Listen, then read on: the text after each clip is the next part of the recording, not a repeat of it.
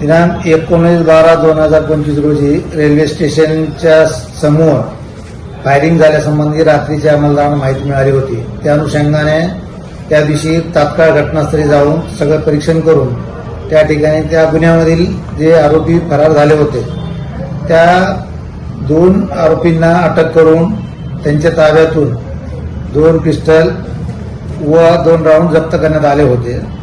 मग त्या गुन्ह्याच्या अनुषंगाने अधिक तपास करता त्यांनी कोणाकडून ते पिस्टल आणलेले होते, मग त्याचे नाव सांगितले होते. त्या पद्धतीने परत ज्यांचे नाव सांगितले होते त्यांचे घरझडती घेतले असतात त्या आरोपीकडून. आरोपी प्रथमेश यांच्या ताब्यातून 1 पिस्टल आणि 2 राऊंड हस्तगत करण्यात आले.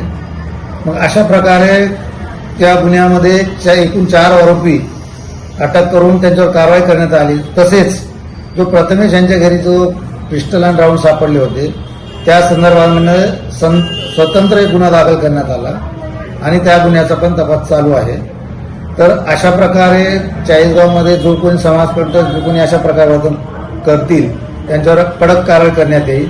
नागरिकांना आवाहन करण्यात येईल अशा प्रकारचे कोणीही कुठेही आपल्याला थोडा जरी संशय आला तरी तात्काळ पोलीस स्टेशनला कळवावं, जेणेकरून तात्काळ अशा व्यक्तींना वेळीच पावबंद करून त्यांच्यावर कारवाई करता येईल.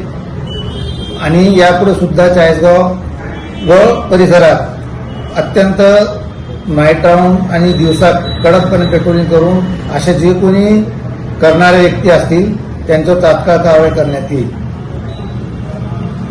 ठीक आहे सर,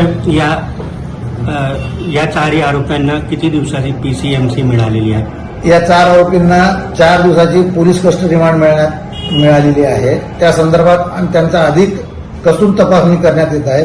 आणखी त्याच्यातून काय निष्पन्न होते तशाप्रमाणे सांगण्यात येईल.